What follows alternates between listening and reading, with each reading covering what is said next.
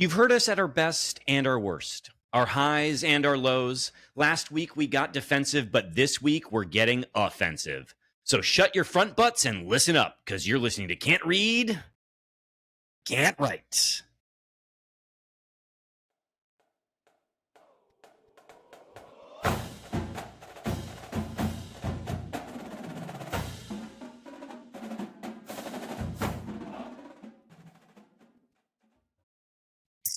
Welcome back, everyone, to another episode of Can't Read, Can't Write, the podcast that proves Spartans can talk. I'm Mike Jones, joined as always by the tincture in our tonic, Kevin Greck, and the bundle of sticks that What? you Did you just call me? You Ron Burgundy me. You got me. I have never in my life. Oh my God. I'm offended. That was offensive. You got me. You got me. Alex Plum, I'm so terribly sorry about what's just happened. And I want you to know that I'm with you. And we will get through this as a podcast. I'm verklempt. I'm tearing up. I'm so offended. I was alarmed when he accused me, I think, of roofing people with is that what that means? Tincture and our tonic. And I was like, wow, that's a lot. Yeah. We didn't talk about that in advance. And then he went It's based on a story you were telling me. Immediately. Wow. Look at him trying to deflect. Look at him. Yep. Were we going to let him get away with it? No. Of course not. I might have to go. Maybe I should go. Maybe I should go. Unbelievable. No, you know what? I should stay. I should stay for every other member of the LGBTQIAPNLMNOP community. Yep, that's right. Because we are a rainbow, Michael, and we deserve to be celebrated. And you need to show that you are strong. And that one thing is not going to knock you off. I'm not going to be offended. No, in fact, you know what? I'm not going to be offended. You will be defined by this moment. I won't. Just as I will not be defined by how I put tinctures in everyone's tonics. Unbelievable. You guys good? Good. We got a real group. Going. How you doing, Mike Jones? Other than committing hate crimes, what have you been up to? I don't know what you mean. Explain it to me. Kevin, I want you to explain. Kevin, I want you to explain it to me. Ooh, Kevin, you can use one of your cards. I don't think this is the time. I don't want to distract from what happened earlier. Okay. All right. Well, I'm gonna thank everyone for listening and not thank these two jabronis. But if we could ask a small favor, please share the pod, not the cold open, with Spartans Your Life. Rate, review, and subscribe wherever you get podcasts. Of course, follow us on Twitter and Instagram at Spartan_pod, Blue Sky at Spartan Pod, and if you want to email us, it's can'tread.can'twrite1855@gmail.com. Greg, you did a lot of outlining, and I need to take some time to reflect. So, can you tell the fine people what we're going to be chatting about? And really, you need to listen. So we're going to go behind the green wall where football always leads. And indeed it does this week, where we'll be covering the offense for you guys. Then we'll touch on other sports around campus, including women's golf, which is, at the time of recording, active. Brooke Bierman is currently playing in the women's amateur. We need to say it the way you would with golf. U.S. Amateur Championship. We'll talk about hockey and some other things going on, and then we'll skip off Grand River because there's absolutely nothing on the outline there. And then we'll take your media questions, your socials. All right. Well, let's dig into the offense this year. We've got one more pod after this before kickoff. So that's dang, dude. Dang. Yeah. Are we going to just talk about Aiden Childs for 45 minutes? Why not? Why not? What? That's what they want. That's all anyone wants. Well, let's chat about Aiden, because obviously Aiden will be our quarterback for next year.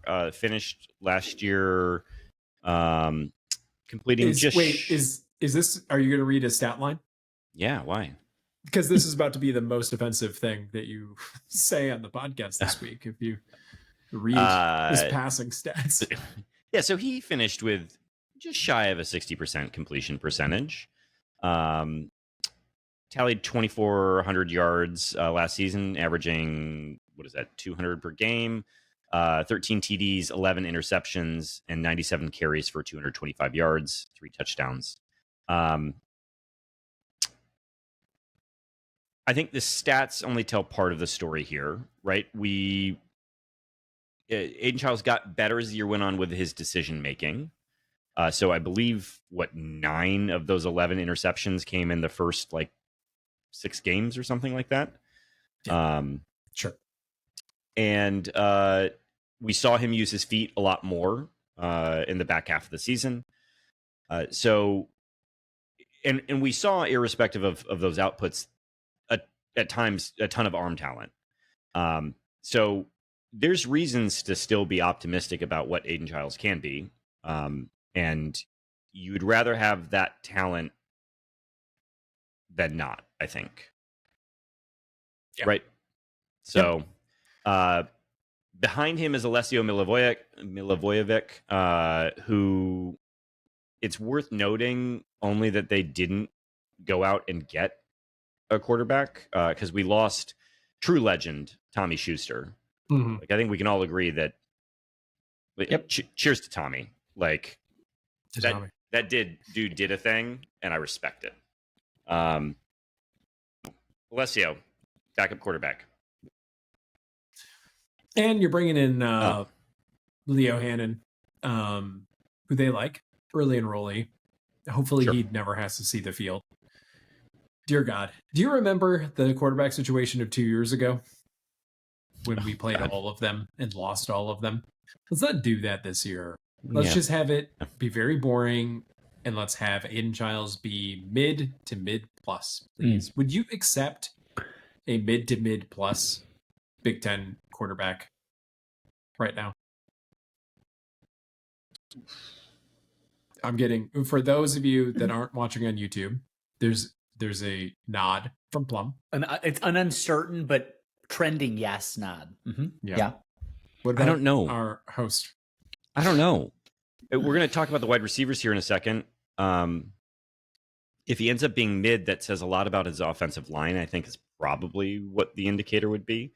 I think we've seen that in terms of the throws he's capable of making, that just mid isn't. I want to give the guy credit for some God-given talent, right? Sure. Not everyone can throw the ball. He the way he is capable of throwing the ball. So I don't know what. I guess I would need you to tell me a little bit more about what mid looks like out of him, because he is someone who has the talent to play in the NFL if he gets good enough at reading, the field and making the right calls. Right. So that's I'm not trying to be an ass, but he is quite capable of being a very good quarterback. Replacement plus is what I want. So one of the things that we may recall is they brought John Boyer over from Oregon State in January. He was the last guy, I think, on the offensive side of the play calling team who did not make the jump with Jonathan Smith. He was interim, I think, offensive coordinator under whoever Smith's successor was briefly, but he's never been QB coach. He was tight ends. He was something else at Oregon State, but he's never coached QBs. And they brought him here explicitly to do that.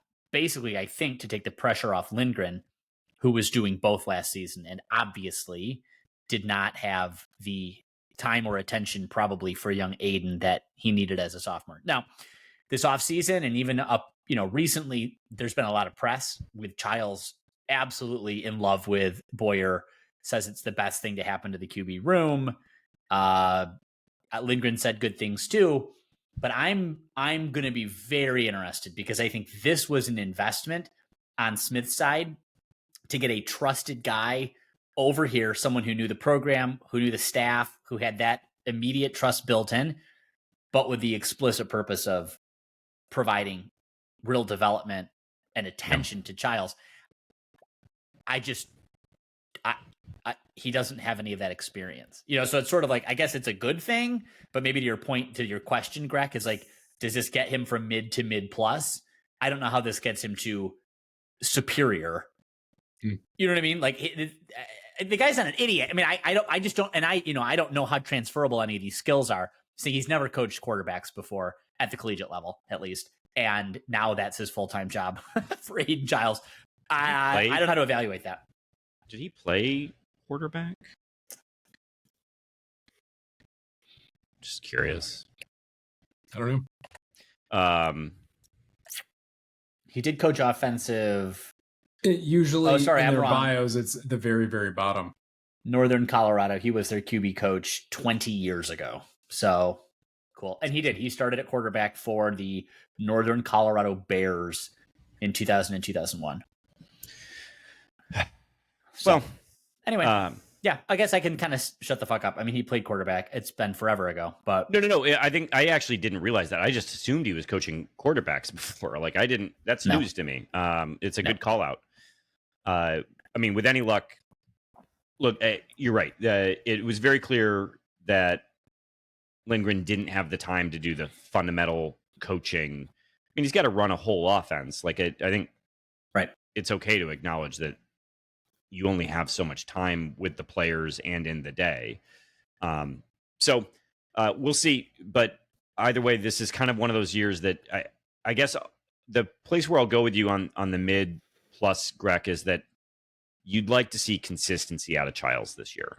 And so it may not be plays himself into the league year, but like we should be, we should be trending in that direction. I just want fewer plays that actively hurt the team. That's my goal. That's my hope. And my soul. Him. Yeah. Yes. Good. All right. Well, so let's, I guess, do we want to talk about offensive line next? Where do you want to go from in here? The backfield. Let's go to the running backs. I think offensive line deserves a lot of time. And running backs, we can also sort of like move on through because like, I don't think we know what to expect from this group. Like there's speculation, but this is a big change, right? Jonesy? Keith Benafa, the running backs coach, I believe he called this out explicitly, that in that room, there are a total of 14 carries at the FBS level. Mm-hmm. That's... Because, listeners, you have to recall, Nate Carter, gone. Kyron Lynch-Adams, gone. Like, everything that you know about MSU running backs no longer applies. So we've got some transfers, and we've got some guys coming up in the system. But Elijah Tautoliver is coming from Sac State, who I believe was tried to get into FBS this year and was denied for some reason. But he's a senior, so this will be his fifth-year senior. I believe last year, 11 games, 11 starts, 184 carries for 950 yards. That's 5.2 per. But this is going to be a step up. It's an open competition, is everything that they're saying out of camp. So that's, I guess, a little concerning in the context that you've got two sophomores and a true freshman who would be pushing him for time. Those would be Brandon Tullis and Mekhi Frazier, who both had 7 carries apiece last year. And they both averaged about 2.5 yards per those 7 carries. Would that be consistent with Nate Carter's stats from last year? Actually, maybe no, 4.3. No way. I wouldn't want to look at the Big Ten stats. I would want to look at the conference stats. And then, of course, we have Jace Clarizio, who everyone will probably remember was committed to Michigan State, decommitted and committed to Alabama, then got flipped back. 4-star running back out of East Lansing, and was an early enrollee. So presumably Jace is in the mix also as someone who is pushing for some reps. So that's kind of your room there. And I mean, if we start hearing the name of Zion Gist, who was also a recruit and an early enrollee, we're probably in some trouble. So, or maybe he's the next Le'Veon Bell. Maybe. I feel like we would have heard that. There would have been a whisper. That was the beauty of the old spring game when the players did the drafts. That's where we heard about Le'Veon Bell. That's how we knew that, like, oh, maybe there's something there. Now you get no information. Now there's nothing. It's a void. It's like, oh, I hope Brandon Tullis gets more than 2.9 yards per his 7 carries this year. That's what we know. Kenneth Walker III has 1 fewer syllable than Elijah Tau-Tolliver. So we might drop the Tau, and then we're at 6 syllables a pop. And Elijah Tautala, I like. Okay, fine. Elijah Tautala. That's good. And that'll look good on a jersey, too. Perfect. So perfect. All right. And you won't have to pay for Walter. it. Great. Walter and then Camp. that's it. Walter, thank you. Walter Camp. All right. You can just write it down now. Someone write it down. Send it on over to the engraver now. You're all set. Yep. We took care of it. Yep. There it is. All right. Well, then let's head to wide receivers. We lost a bunch of players from last year's team. Montori Foster's gone. Jerron Glover's gone. Isaiah Johnson's gone. Zach Gillespie, whoever that is, also gone. I'm gonna miss Zach. Yeah. Fuck. Zach. Returning, we've got Alante Brown. Assuming Cadillac. he's still Cadillac alive. And then some other people you've never heard of, and then Nick Marsh. So that's our returners, which means that all of the talent came from the transfer portal, and it is the one universal truth that you're getting out of media availability is that they are very excited about their wide receiver room, which, by the by, I'm hoping also means that they're at least a little excited about Aiden Childs, because it would be hard to be excited about your wide receivers if they couldn't get the ball. Yeah. Which I do also want to say, someone mentioned that at one point they were pretty sure Aiden Childs had not thrown a pick in camp yet. Just for whatever that's worth, which is not a lot. Say about our secondary.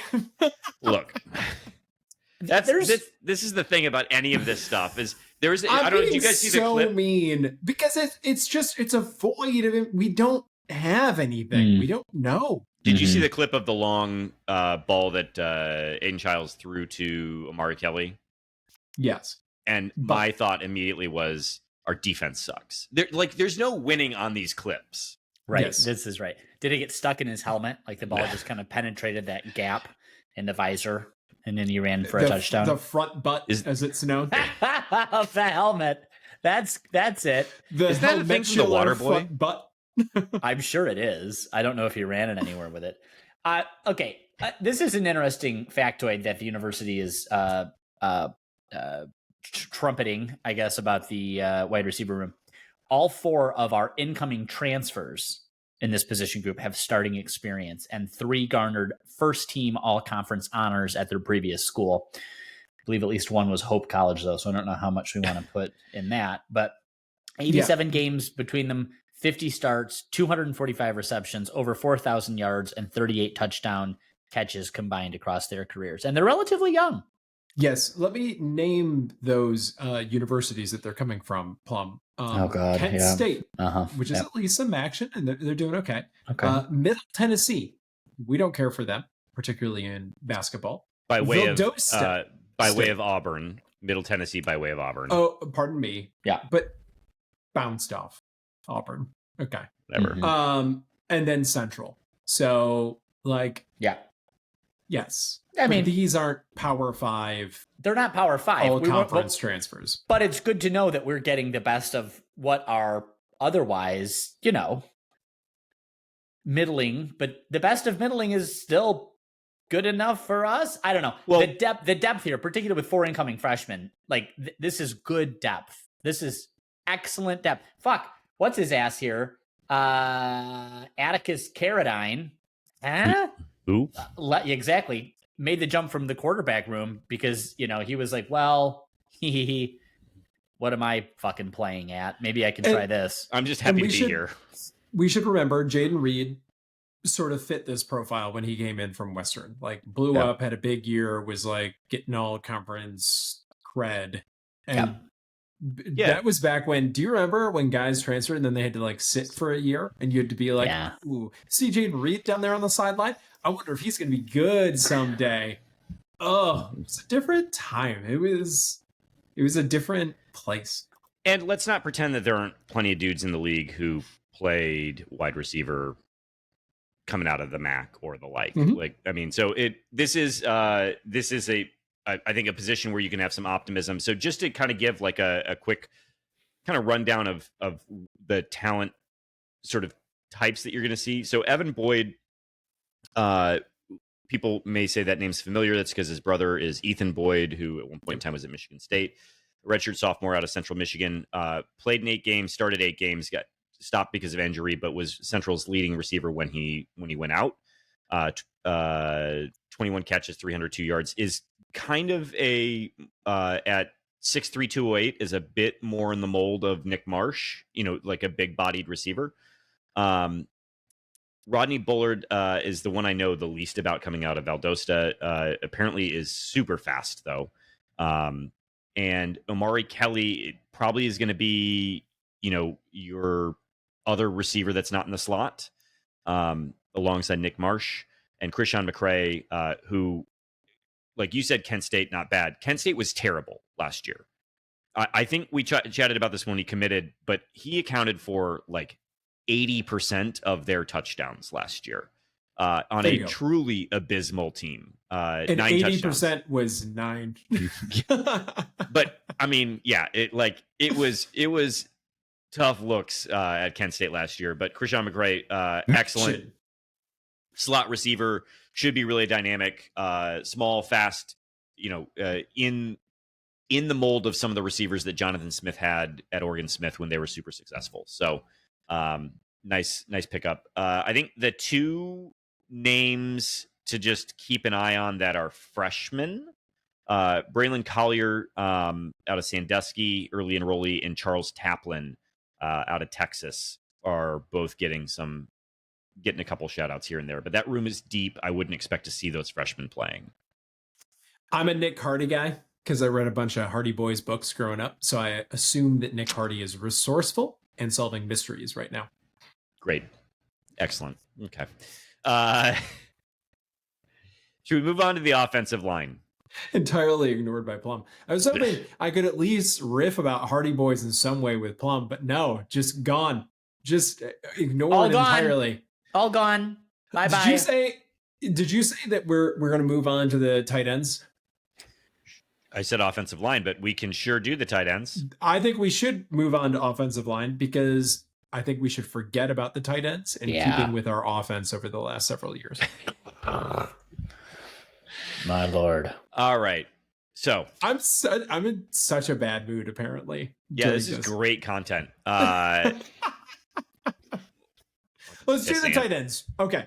Jack Velling and Brennan Parashek. So these are guys that we know they contributed last year.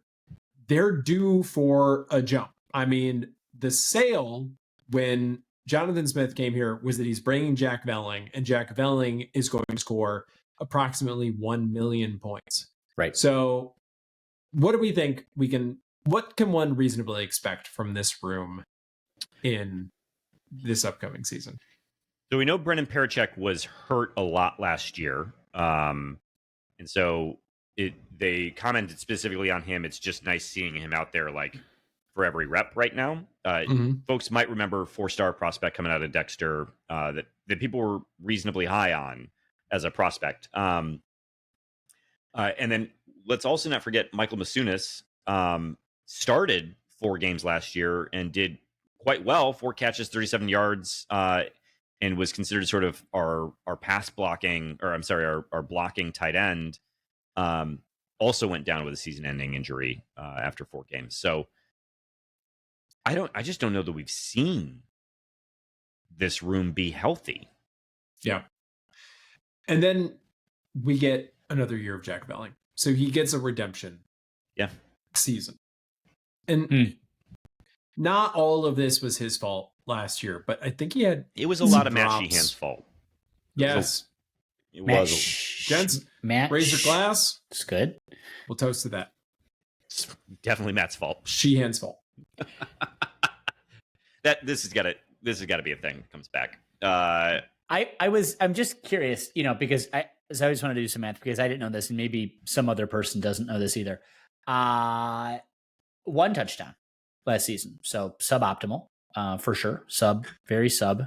You're talking about Jack Velling. Or you're talking about the well, you could also say I could say the whole room. The whole room. Entirely. Yep. Yes. The whole room. Yep. And to put the finer point on it, we want to miss and say goodbye to Tyneil Hopper and Ademola Faleye, who no one remembers or could possibly remember. But back to Velling, he went 36 catches for 411 yards, which is just under 11 and a half yards a catch. I asked ChatGPT, how many yards per catch would be elite for a tight end? The answer, in college. You have to say in college. Well, I didn't say that. I guess I should have. Yes, you're right. Well, fuck. In the NFL, it's 12 to 15. So he's right under that. In college, it's 13 or higher. So he's not there yet. But maybe he will be this year. I don't know. He's not there. Mid minus, no touchdowns, not enough yards. But this is the year for old Matt Sheehan to get the fuck out of Jack Velling's way and let him cook. Yeah, come on, Sheehan. Get it together. Well, one of the problems that we had with tight ends last year is definitely that they were not great working with the offensive line in blocking. Our Finally, he gets to talk about the offensive line. It is easily the most important thing about this team.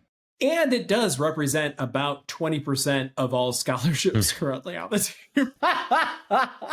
Maybe at the university. Jesus Christ. I know. I should go back and see if this is the most guys on the offensive line we've ever had on scholarship, because it is a lot. Lest we forget that we didn't have a spring scrimmage once because of the offensive line being so injured. Correct. So let's chat through. Let's just talk about what our likely starting 5 is going to be. So by all accounts, Matt Golban is going to be our starting center. He's a 5th-year graduate transfer out of from Forest. Where? And Walkertown. 12 games, 12 starts last year.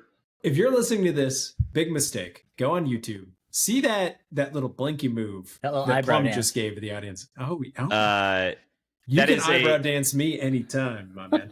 I believe Matt was a all ACC honorable mention last year for something or other. Yeah.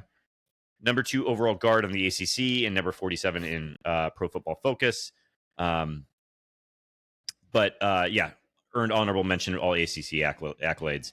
So likely going to played a lot of guard for Wake Forest, would moving over to center for us. To his right is, I believe, going to be Gavin Brocious. So we should say, I've been real salty the whole time. This is actually an area where you're going to recognize a lot of names, listener. Yeah. Everything that we're going to say from here on out, you're going to be like, oh, I know that one. I know that one. Even it's going to feel a couple refreshing. Folks will remember that Gavin Brocious came in after Christian Phillips went down with a season-ending injury, I believe, in the first game of the season or the second game of the season. And then 2 games later, Gavin Brocious also went down with a season-ending injury. That was a tight battle that they were in for that position at the guard. I believe that was left guard that they were going after, but doesn't matter. I believe Gavin is supposed to be on the right. Right tackle will likely be Connor Moore. Folks might remember Connor Moore being maybe the biggest transfer name that we picked up out of Montana State. 16 games, 16 starts, all everything for the FCS. Connor Moore, 6'5", 306. This is Connor came here because he's hoping to play in the league, and this is a big first step for him. On the left-hand side of Matt is it sounds like a bit of a battle between Christian Phillips, the aforementioned Christian Phillips, and Luka Vincic, who is an Oregon State transfer that came in this year. The good news is that Luka probably can play both sides, so we have depth at both guard spots. So that's a huge plus. And then at left tackle is Stanton Ramel, who is coming back from last year and was fine, but like also is a redshirt sophomore. So that was as a redshirt freshman, he was mid minus. And but now he's been to Las Vegas, so he's going to be really good. Yeah, big upgrade. Other names that got some run last year: Rakeem Johnson got some reps. Ashton Lepo still on this team. The Luneski twins. Andrew Dennis. You should point this out. Fuck me in the ass. Lepo specifically 12 games, 12 starts at right tackle. That's something. Yeah, and I believe it's Andrew Denis. Oh, okay. That's good. I like that. Rustin Young also has got a game under his belt. He's one of our Hawaiians, right? That's correct. Yep. Not worth saying. And you know I love Hawaii. Don't come for me, Beth. You know I love it. Mahalo. But one game, come on.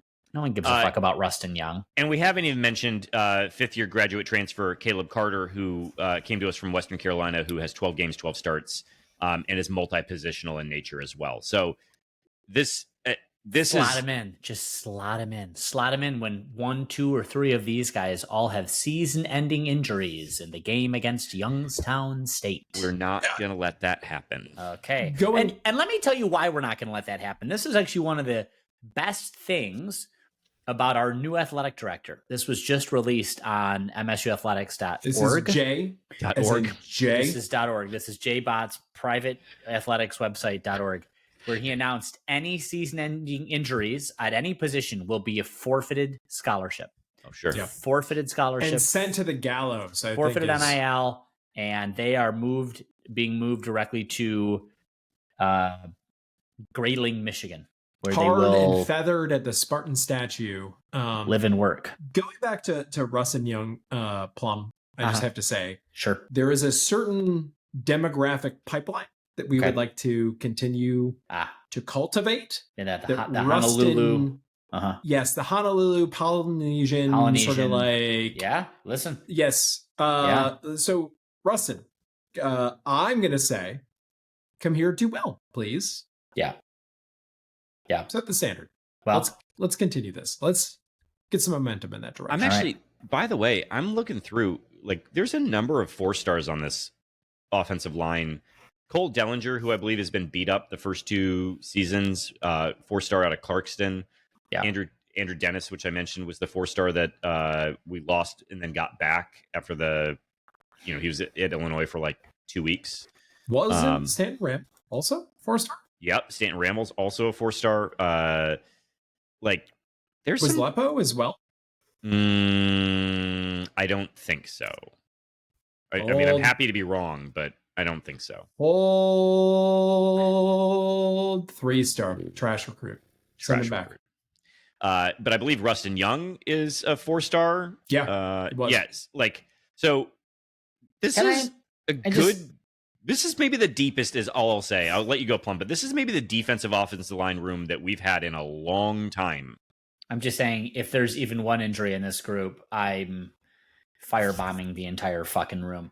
Fireball. He's going to do fireball shots with the whole room to encourage your spirits. Listen, I want to talk for a minute. We've not mentioned the Lunevsky brothers. Twins? Maybe? Charlton and Mercer Lunevsky. I'm concerned, guys. This is a shout out to you both in hopes that someone, namely a barber, is listening. They both elected to have their team photos done in uniform with their curly locks, nay, bangs, obscuring their eyesight. Now, I don't know what you're thinking here, but poor form. Poor form. In fact, to do the job adequately does, in fact, require some capacity to see. Not cool. Not with it. Not hip. Not... I have to look now. I can't. I was going to say like not Cap, but I don't know if Cap is good or bad. So might be Cap, might not be Cap. I know that what you want is no Cap. That's Cap. what I know about Cap. Okay, so this is Cap. Let me just tell you, I have to stop. I'm embarrassing myself, and I'm not easily embarrassed because I have no shame. But I would be ashamed to have a photo taken like that. Having no shame. Jonesy, what did you just take a pull off on YouTube? From Mike Jones, the Sun Beach cinnamon whiskey. Yeah, listeners, he just took a big draw. Swig of that guy. He really did. Good for him. Speaking of listener Mike Jones, we still have stuff in the box. We still have drinks that we should return to that for the season. Yes, we need one to kick off the season. All right. All right. We've done the tight ends. That's the offense. I think. Look, this, despite Greg's lack of enthusiasm, is supposed to be the strong suit of the team this year. I've just been hurt. That's what this is about. I'm trying to protect people myself. Hurt people, and you're hurting other people right now. I know. I'm not proud of it. Okay? I want you to know that. Anyway, I think all of that to say that there's a lot of reasons to be optimistic, but I don't particularly care what the ultimate score of the Western game is, other than that we win, and somewhat comfortably. Yeah.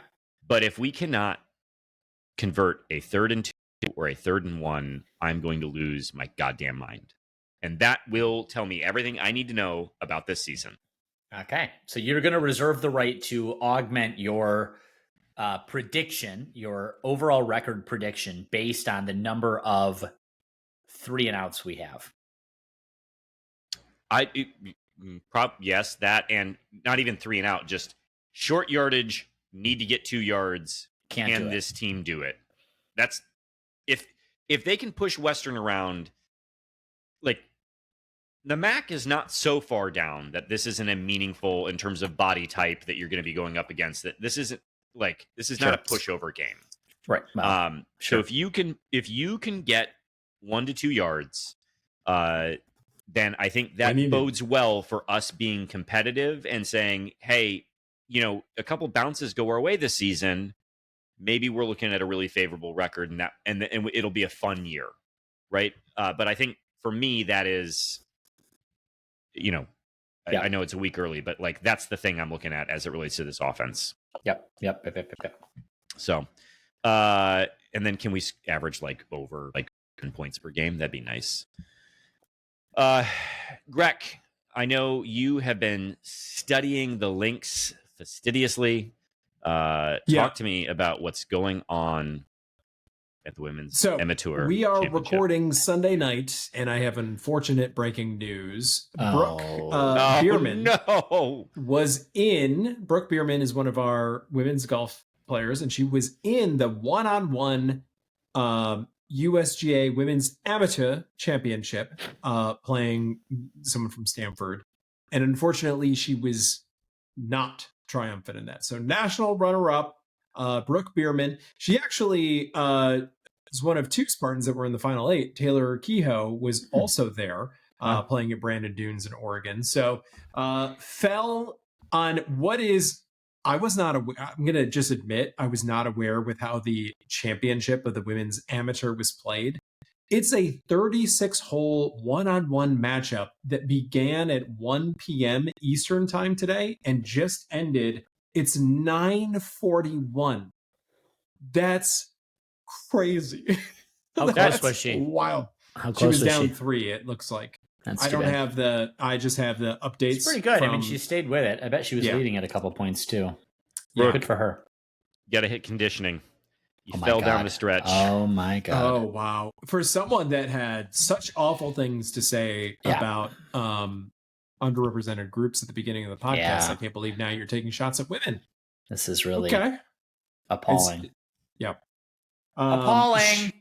This tournament has been played for over 100 years. She would have been the first MSU player to ever win.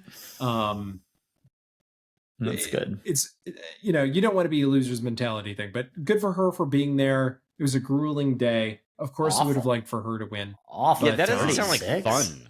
No, it does not sound like fun. I'll tell you what it is. It's masochism. Whoever designed that hates women. That's what that is. Yeah. When's the last time you guys golfed 18 holes? After you? It's been it's like 2 years probably. Okay, we're done with this. Like, where's the bev cart? Yeah, literally. I'm gonna be here. I just did it I'm a 9 holes guy, listeners, and I just did 18. You're a real back 9 kind of guy, aren't you? Yeah, I am. I am definitely a back 9. 9 in the back. 9 in the back for this guy. Just did 18 a couple weeks ago, and man, after 13, 14, it's like, okay, we could. Does anyone else want to just sort of dispense with this? Go on up to the clubhouse. To the bar. Go to Patty Melt up at the old clubhouse there. Anyway, good. Very good. 36, crazy, and good for Brooke for being good there. For Brooke. We're happy for Brooke. I forget what the nomenclature is for women's athletics. You always just put the word lady in front, right? Like they're not the true. Yeah, they're not actual Spartans. They're lady Spartans. Yeah. Why don't we call them Spartanettes? Do they not? Is that not a favor? That can't be worse than lady Spartans. Or is that for the queer community? I don't know where it should be used. Someone should have access to Spartanettes. I don't want to step on it. So yeah. All right. Well, we'll run that one down. We'll figure that one out. But for now, brainstorm some other things too. Keep it going. Congratulations, true Spartan Brooke Bierman. Yeah, and Taylor, you gotta carry the torch. You gotta carry the torch next year. I actually think they're both out of the program now. I think they're both seniors. Well, Taylor, all right, try harder next time. I don't know. There is no next time for you, Taylor. All right, unfortunate. Sorry for you. All right, I don't know that we need to talk about this, but Tom calling John Rothstein, LOL. Tom really likes John's tweets, particularly the one that he always does about MSU. Cringe, John. John, if you're out there, this is an MSU podcast looking you in the eye and saying, cringe, bud. Cringe. Does anyone want to explain this for the kids at home?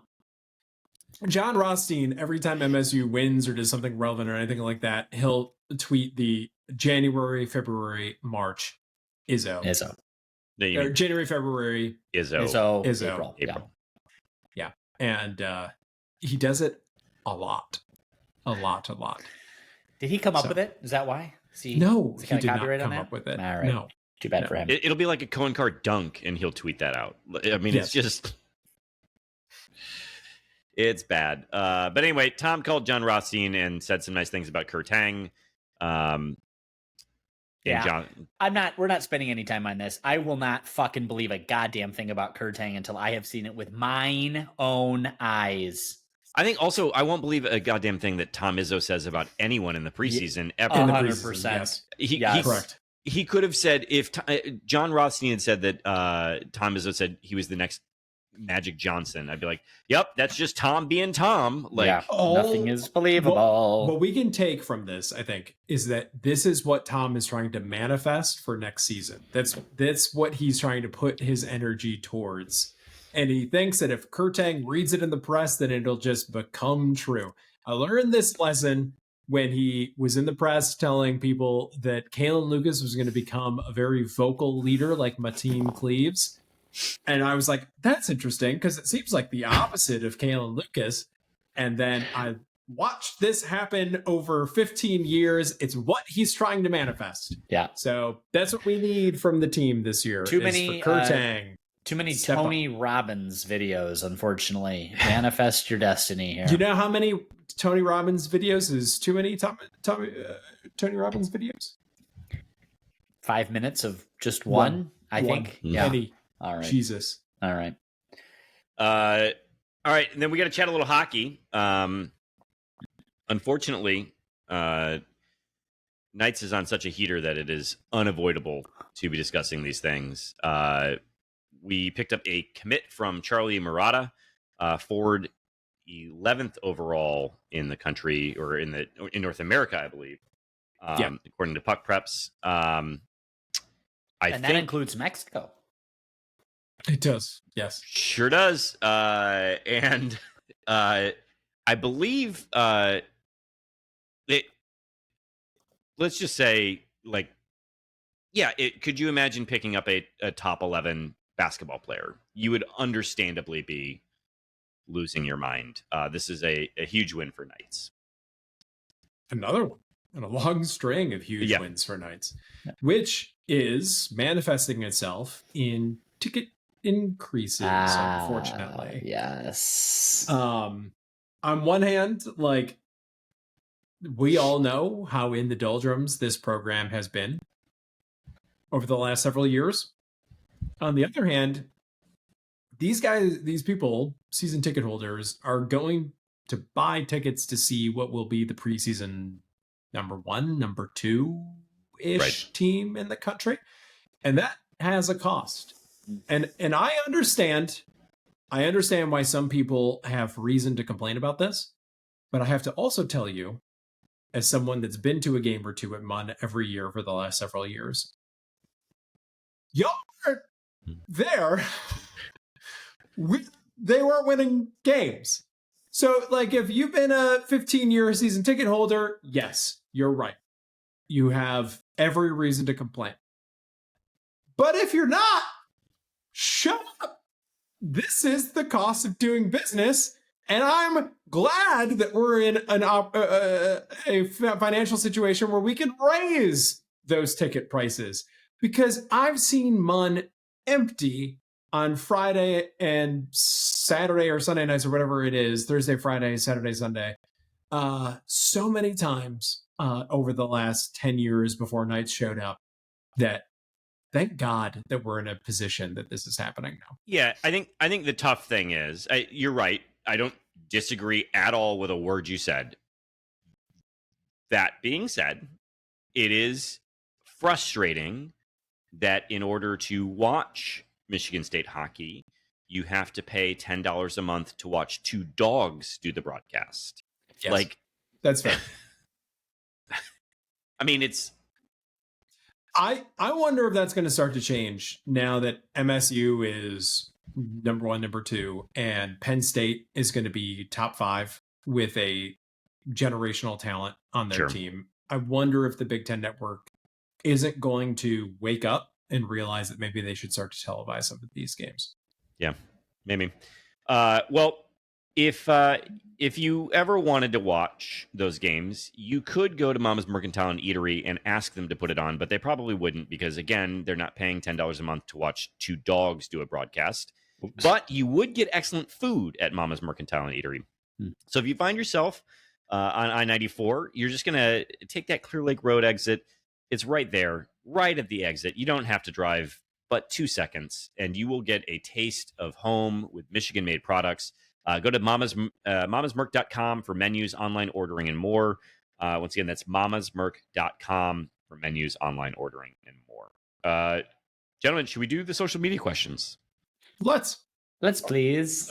Just a reminder, folks, you can follow us on Twitter at Spartan_pod, Blue Sky at SpartanPod, or email in your questions at can'tread.can'twrite1855@gmail.com.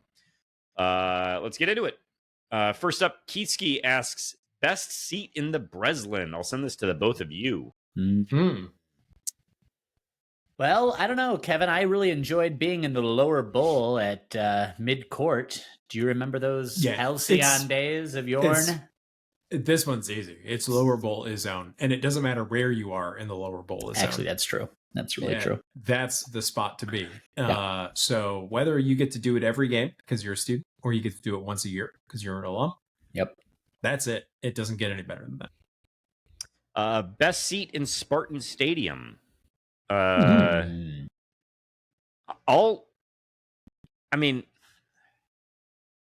think it just depends. I think when you've got that many people in a place, it matters a lot who you're around. Yeah. I mean, like, I never hated the student section tickets. No. No. I think you can.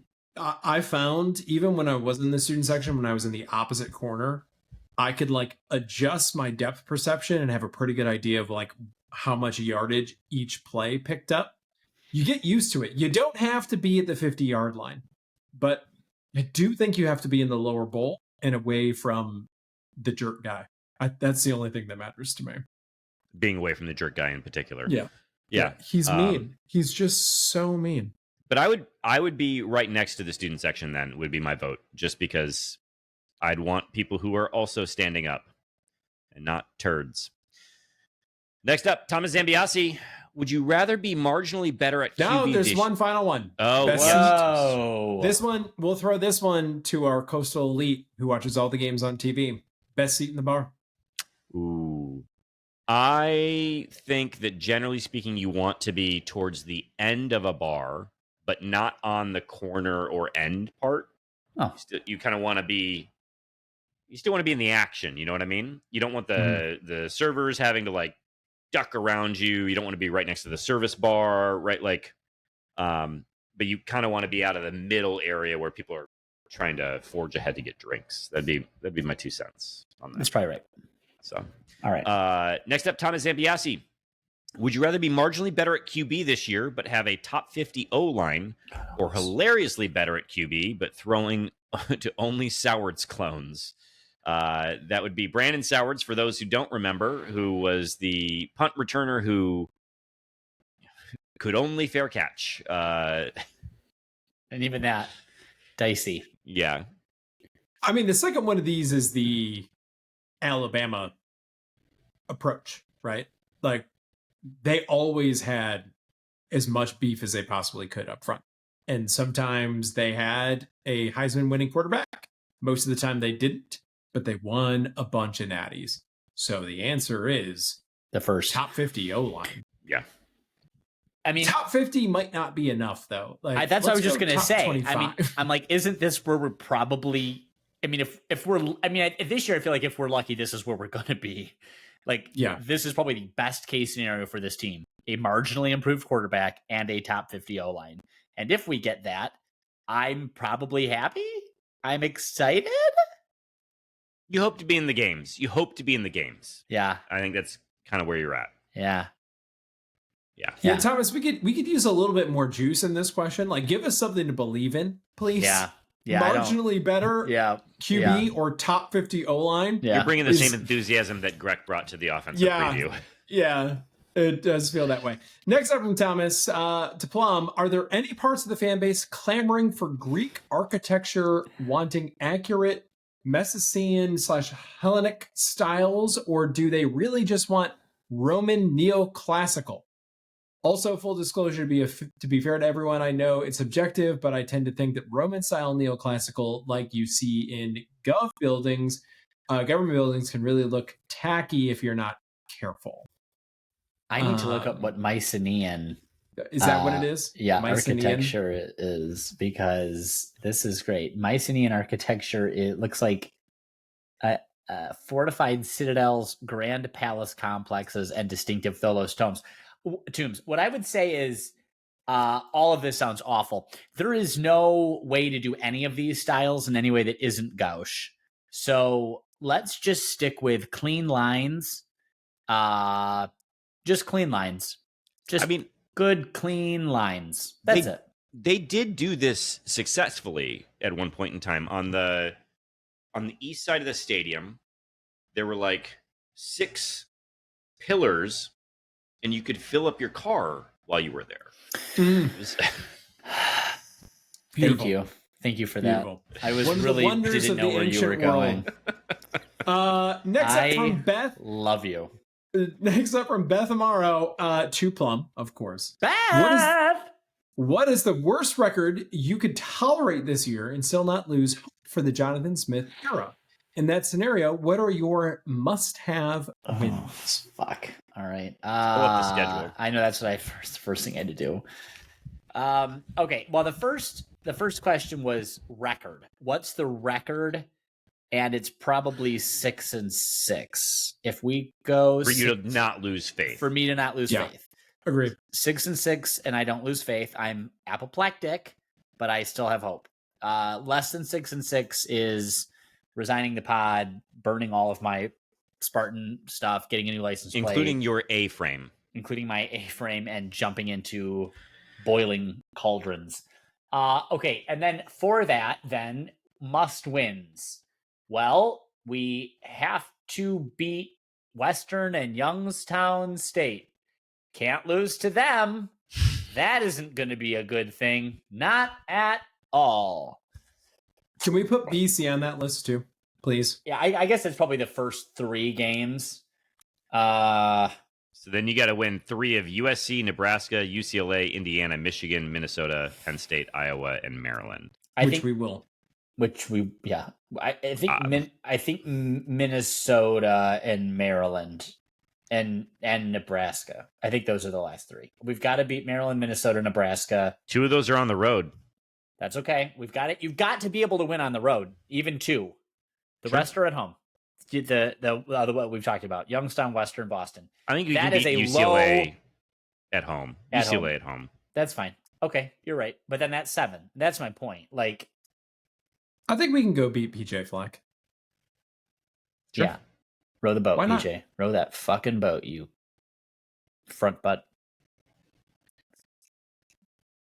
Next up from Beth Amaro, on the theme of must-haves, I'll likely be dining at Mama's Merc at some point in the next 7 days. Oh, Are there any must-haves on the menu? I The forgot- must-have is your coupon.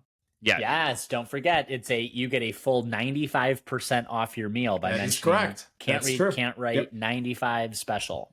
you do get 10% off if you mention can't read, can't write. For me, I would say the pizzas are very good. Cocktails are great, and if you're looking for an entree, the chili verde is my favorite thing on the menu, I think.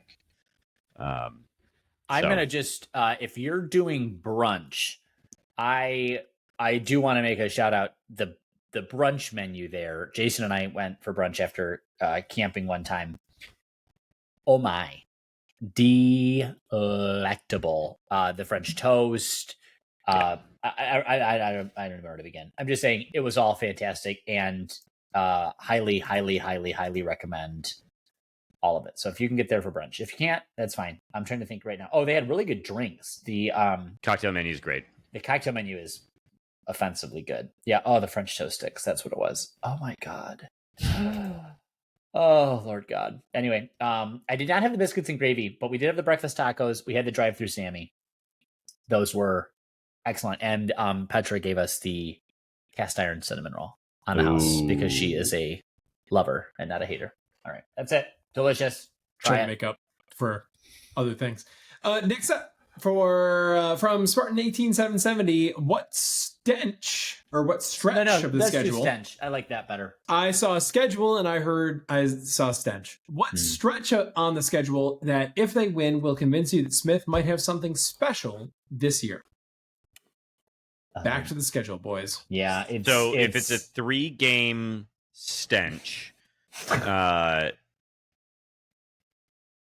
mean, it's tough. Like, I think if you take USC, Nebraska, and UCLA, and those are all W's, and you've cleared 6 wins off the top, yeah. How about this? How about it's hard to go to the other side of the country and win a game at all, much less go to USC, who's got a lot of talent right now. Yeah. What about Nebraska, UCLA, Indiana, including going down and shoving Sig up his front butt? Those 3, Nebraska, UCLA, and Indiana, going into the Michigan game, there'd be a lot of heat. How about that? Down the street. Well, so we're at USC. We have the bye, and then we're in Nebraska. Lincoln. We host UCLA, and then we're back on the road to go down to old Sigtown. Siggy Sig Sig. That you're probably right. That's probably it. But I guess I don't know though. I'll tell you why I don't know. If we win at USC, and then we win at Nebraska, and then UCLA may be a givey. I don't know, that might be more impressive. I just am like Nebraska, UCLA, and then Indiana, and that's supposed to tell us that Jonathan Smith is special. I guess there would be something to if Greg talks about like that D'Antonio used to win the games that he's supposed to. Yeah. And I just leaned away from the mic, but like I appreciate that Nebraska's coach now is on paper someone that we probably respect more than who was after Pelini. Their guy, Scott Frost. Scott Frost. Yeah. Respect Matt Rule more than Scott Frost. And Sig's got plenty of heat, but like it's still fucking Indiana, right? Like, so there's something to Nebraska, UCLA, and Indiana that is just feels like okay. There can be fucked up. There can be other noise in the season in games that are not competitive, but the people you held down as beneath you did hold down. But I'm with you, Plum, on like if you could rip those first 3 off and you're bowl eligible at that point in time, right. I guess I would say any 3 in a row in the second half of the season. I mean, if you got any 3 in a row in the second half of the season, that to me is the answer to the question. Yeah, This Indiana, guy is Michigan, doing Minnesota, something. that'd be great. Minnesota, Penn State, Iowa. Like any 3 in a row is going to be impressive. Frankly, any of the 3, any 3 in the last half of the season might be impressive. Yeah, it'd be great to beat James Franklin when he's supposed to win the Natty this year. Yeah. So good, that's a good question. That got us talking. Yeah. Next up from Spartan 18770, Greg, since you are a contributor, now that NIL is fully locked into college basketball, is it truly time to wonder how much longer Tom Izzo will coach? I think we're at the point where NIL isn't really a factor in his longevity, but I am curious, Spartan 18770, and do DM us on this. What happened this week that you're like, oh, now NIL is fully locked into college basketball? Because I missed that news item this week. Like, what was it that just happened? NIL has been pretty locked in for the last few years, and we keep being told that we're well represented in it. I feel more secure in our position than North Carolina. North Carolina seems to be really struggling with this right now because they don't know what they're doing with it. Yeah. So, like, are they supporting their front butt football coach, or are they supporting their football program? That it's not clear. Their front butt football their program. Basketball program. Their front butt ball program. Anyway, that's the old FBFP. I just want to, because this was in our chat earlier, and we didn't really bring it up because we were right not to, because it concerns teenage boys prospects and the signing of centers at Michigan State basketball, which will never happen. But it is exciting to see at least someone tweeting, quote, "I'm told Michigan State is highly motivated to land a true big in this class," end quote, which has to be one of the most inane, how do I say fucking stupid in a more mature way, statements. One of the more least insightful and also demonstrably false. I would really like to say demonstrably false things I've ever read on paper. Clearly no interest. Yeah. So clearly Izzo will be the coach for a very long time, for as long as that continues to be the case. I think we're in better shape than some, but I'm not promising anything. Other than that, Spartan 18770, I'll continue to be our lowest tier contributor. Next up from the CV Bagel, over under 6.5 tight end touchdowns this year as a unit. Because frankly, I'm seeing a ward watch list that I don't believe. Well, CV Bagel's got my energy. That's right. That's good. Yeah, because we didn't even mention that Omari Kelly and Christian McKay are on the Blitnikoff watch list but yet Nick Marsh is not. I'm very confused by that. Walter Camp, Ray Guy. These are the awards Those that are the matter. ones that matter. That's it. Period. Bolishnikov or whatever the fuck. No one cares. That's A. Over under 6.5 tight end touchdowns. Well, I'm going to say under because 6.5 is about 6 times more than the room scored last year. That'd be one to the over under set, generally speaking, at like 1 or a half per game, give or take. Mm-hmm. It's gonna be under. Yeah, I'm taking the under. Yeah, sorry about it. Hate to hate it, but here I am hating it. Next You're either up, gonna blow that number out or it's gonna be way under. Yeah. It's like 80% likelihood way under, 20% chance 10. Fuck. Professor 58. I love that moniker. I don't understand it, but I love it. Michael, will MSU modify their scheme to be able to run the ball with more efficiency? Or will they simply rely on improved personnel on the offensive line to get by? Yeah, there's nothing wrong with the scheme. The scheme's fine for running the ball. It was shitty players. And everyone keeps talking about how year 2 of the scheme is great. Breakthrough, 2 years scheme. I think we just want them to be able to execute the scheme at this point. I don't like what you're doing right now. I don't know what you're talking about. Next up, Jason Fry says, "You take great offense, or you take great offense. I'll settle for mediocre offense. #realistic expectations." Sure, great. Thanks, Jason. Next up, Tigers fans. Jason Fry, we're raising our expectations. 2K25 expectation rise. Go up. Come on. But can't we just say? I mean, I think I've had 2 beers. Isn't this just the point? Like, I think one of the things we have to not do, I think, is lump the whole offense together. Like, I would take a mediocre improvement from Aiden Giles being coached by a man who hasn't coached his position room in 20 years.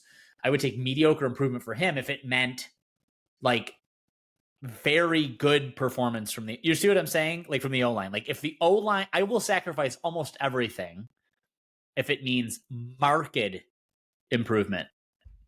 Well, these things stack, right? Like Aiden Giles' performance probably would have been better last year. Yes, if the O-line could do one thing. Yeah, if he wasn't running for his life the entire time and we could run the ball. So, I think these things walk hand in hand with each other.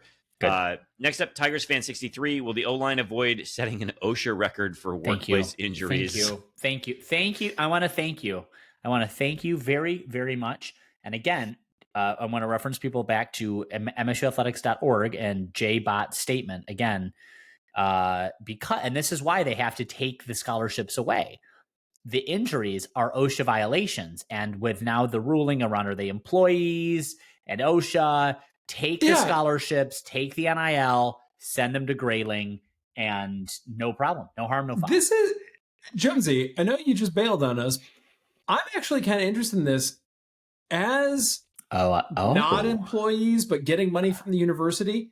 Do they have to put the OSHA poster up somewhere now? Yeah, this is a question. Like if you were the general counsel for the university, would you have it up? I would specifically not put it up. Okay. I would put because no, you can't, because as soon as you do, you've made some assertion. Well, the OSHA poster is actually there somewhere, like athletic training staff, etc. Right. There's other employees. What they can't be, of course, are contractors. We know they can't be contractors by law because they have to decide whether or not they're going to execute the play call or not. Well, also because they don't to them, and they don't. It's their decision. Well, they don't provide. They'd have to provide all of their own equipment. They'd have to provide all of the means for them to do their own work. They can't do not anything. necessarily. So we know they can't be. Yeah, that's the federal rule for contract staff. They have to provide their own means. They have to control their schedule and provide the means by which they do their work. My employer regularly hires contractors and sends a laptop and says you need to be online from these times. Well, that is that's a violation of the law. I don't know what to tell you. By your employer. Per my lawyer. That doesn't make it. That's not how staffing agencies work either. But staffing agencies typically are employing those people. Yeah. That's why you can't buy them. Oh, okay. You buy them I out. see. I see what we're talking about by contractor. Then, okay, Yes. I understand. Yeah. Okay. Yeah, not contract employee, but a contractor. Okay, sorry. I don't know. It sounds like Mike Jones just got outmaneuvered by Plum's guy. Well, That's what I something heard. had to happen. I had to reclaim my dignity after I was, frankly, verbally assaulted. All right? My front butt was pillaged in ways that were not permissed. I did not permiss. I like how this is now escalated to a crime of a whole different variety. I need to. How much we've gotten on a front butt in this episode. How many different hats it's worn. It goes. I just want to be on record as I need to work permissed into future episodes of Can't Read, Can't Write. That was great. Especially as it relates to front butt. Next up from Tigers Fan 63, Kevin Greck, will the eventual Greek theme update to Spartan Stadium be complete without flaming cheese kiosks? No, there must be flaming cheese. There must be. Opa! Must be, yes. That could be an O-line thing. Like the O-line does something good and they get an Opa! And everyone gets some, what's that called? I don't know. All I know is that it goes... It'd be better than the 300 thing. I'll say that. Yeah. It's time for certain things to die. One of those is that, and another one is just Tunes by T as a guy. All right. And Next finally, up, more Hitler This trivia. one's for Plum.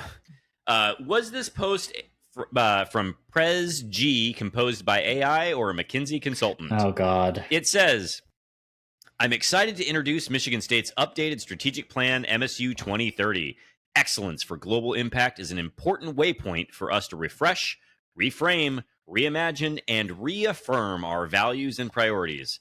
This is where it loses me. Cross-cutting leadership themes unite key areas and support collaborative and multidisciplinary solutions, unleashing synergies and adding new energy. Oh, no. It's a sharpened vision for MSU that builds on our rich land grant traditions to be more contemporary, connected, and future-focused. join me now as we drink. My God. I will my God. That was written by a consultant who used ChatGPT. That's what that is. That is awful. His first act as president was to be like, McKinsey, what should I say? An important waypoint is a giveaway that it was AI. No human has ever used the words "an important waypoint" to describe a strategic plan, which also, you don't introduce updated strategic plans. That's just not, none of that like verbiage is colloquial or appropriate. Explain to me what the fuck cross-cutting leadership themes like.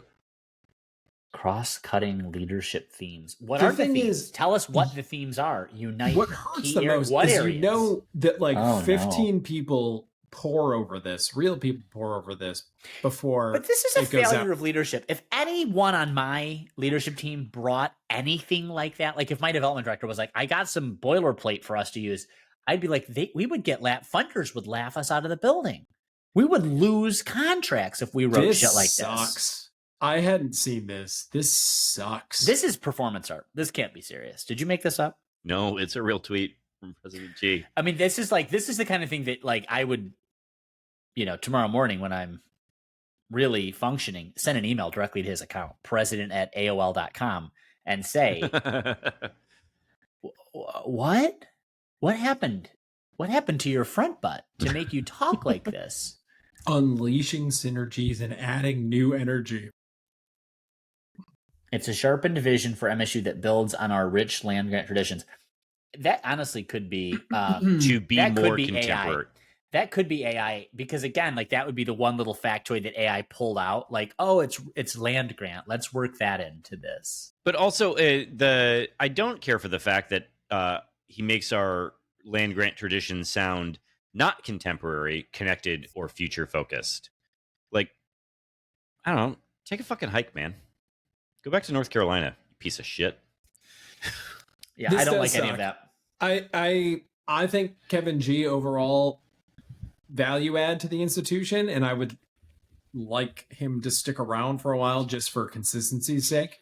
But this sucks. And this is not the first thing that he's put out that sucks. We should throw this into ChatGPT and say, Did you write this? Does it look like you wrote this? It'd be like, McKinsey paid me to say no. Enough said. Next up, Ali, I'm back. Welcome back. Does Plum actually know the too deep, or does he just roll with it and pretend he does? Does he even know what that means? Wow. Hey, Ali, thank you for getting me out of the doghouse. I'm assuming, is he talking about depth chart? Is he talking about, I don't know what he's talking about. Is he talking about the depth chart? Like too deep some kind of like gay slur that I wasn't familiar with? That's another one. Fucking asshole. It could be, isn't it? I mean, I don't really know anything. I know something about that. I think it has something to do about safeties and where they're covering on the field, something. It actually goes both ways. Well, I mean, you could. It goes both ways. I don't. And how dare you? It is the depth chart, and in theory, you could play too deep. So I wasn't entirely wrong then. Fuck you, Ali. How's that? I hope your ACL is poor. It hurts when it rains. And you're in Seattle, so that sucks. Next up, he asked, can we start planning the 2026 Can't Read, Can't Write Sailgate in Seattle? I actually like that idea. I like that a lot. Yeah. Yeah. We got you buy the sailboat. You buy the sailboat and we'll fly there. Yep. We got destroyed the last time we were there. I was expecting to win that game, and then we very much did not. But I would like to go back for another game. It's a good place to see a game. Seattle's a good town. Let's put that on the calendar. Next up, Mamapaleaf, what one thing happened to you this week that you took the most offense at? Oh, I have one. I was on Mullet Lake over the weekend visiting my aunt and uncle. They are up northers over the summer. Mullet as in mullet. As in mullet, you got it. Mullet Lake and Burt Lake are right by each other. Lower. Yeah, it's nice, but lower Mullet, and it was a good day on the lake. A builder, a self-identified construction builder, had built himself a little house on a pontoon and came over to the area where we were all at to anchor his boat and to go play with his jet ski thing. And my aunt's looking to get some work done at the house, looking for a contractor. And she told me and my cousin, go over there and see if he's taking jobs. And he was not. But I noticed his Polish flag. And having just joined the Polish Sea League in Hamtramck, I thought this is an opportunity to burnish my credentials. And then he used the N-word. So that was both off-putting. And how? I didn't see you. Just that was a hard pivot. That was a harder pivot than the hard R he used. That's what I'm saying. It was like he said. It was like, he's like, Hamtramck. Yeah, my dad's there. I've been there once before, but there was a lot of, and then he used that word shit going on, and I was just like, and then of course my cousin and I, our faces, did something like. What? And he's like, oh no, I'm not racist. I just live up here. And we were like, yep, gotta go away. Because those kinds of people have guns, Michael. They have guns in their houseboats on a pontoon. And not all their teeth. I will add that point too. Mm-hmm. So probably that was the thing I took the most offense at this week.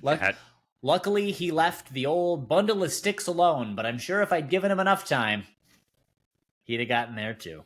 Hamtramck, not known for that. So, well, no one's going to top that. Next up, Mamapaleaf, which of your 3 dogs among you could win the tryout for a Zeke the Wonder Dog replacement and not hurt itself or anyone else? How is Yali's frisbee catching? Oh, no. No.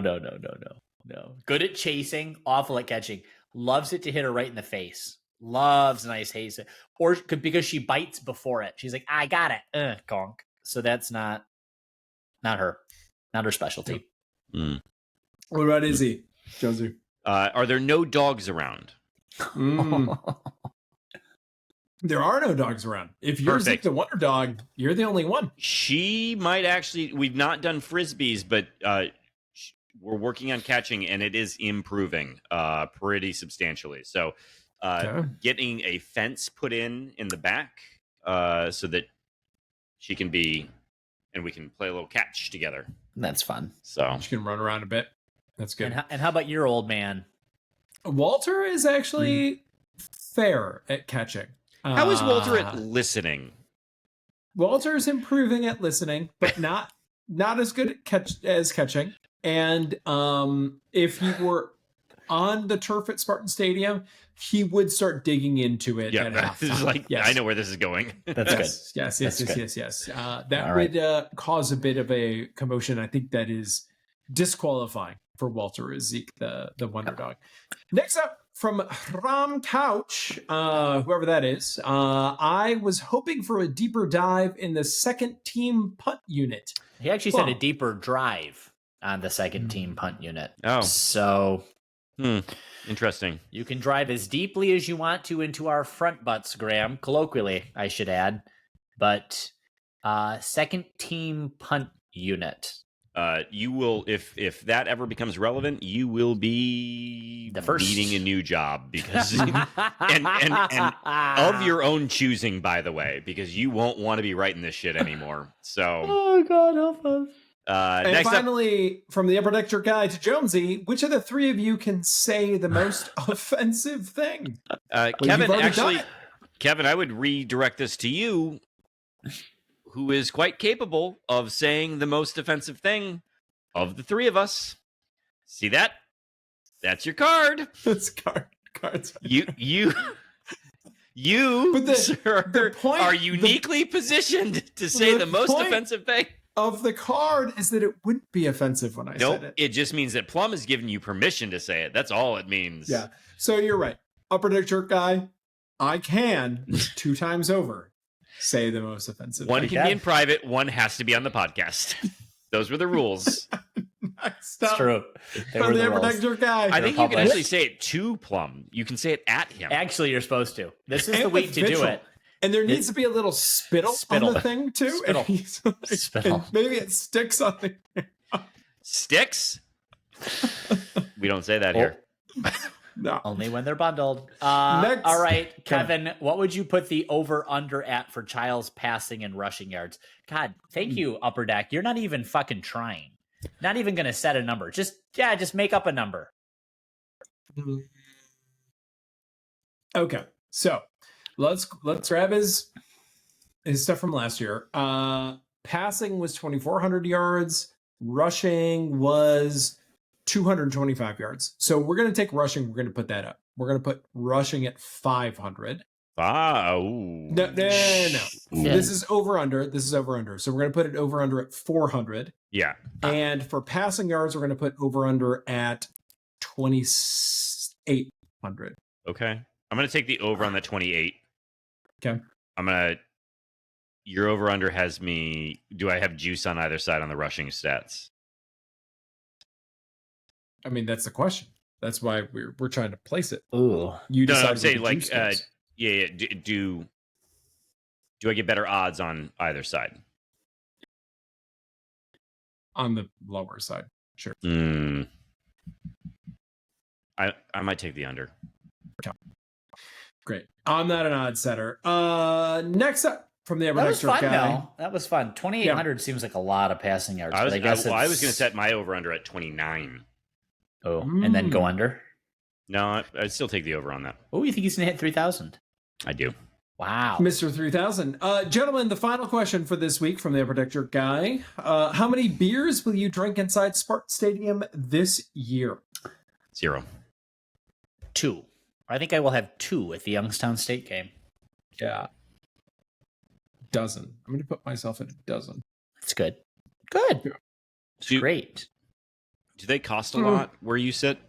With the people? They do where I regular sit. people cost. That a dozen is too many. We're going to put it at 8. Don't be a pussy. Don't be a 8 front it is. butt. I just want to confirm my family has committed to going to Ford Field. If you two want in. Okay. Still be discussed. I thought we all said yes. I thought we already said yes to this. Well, we all said yes. We did. No, we did. Greg was like, I need to talk to Canadian people that I know. Oh, fuck. You haven't done that yet? You're disgusting. I'm an idiot. All right. I'm a front butt. All right. Well, I guess this has been a podcast. And hey, look, next week we're going to preview Western Michigan and maybe talk about other things. I think we're going to get some Jonathan Smith media availability on Monday, talking about the scrimmage that happened yesterday. So it should be a fun one. Until then, gentlemen, go green. Go white! Go white!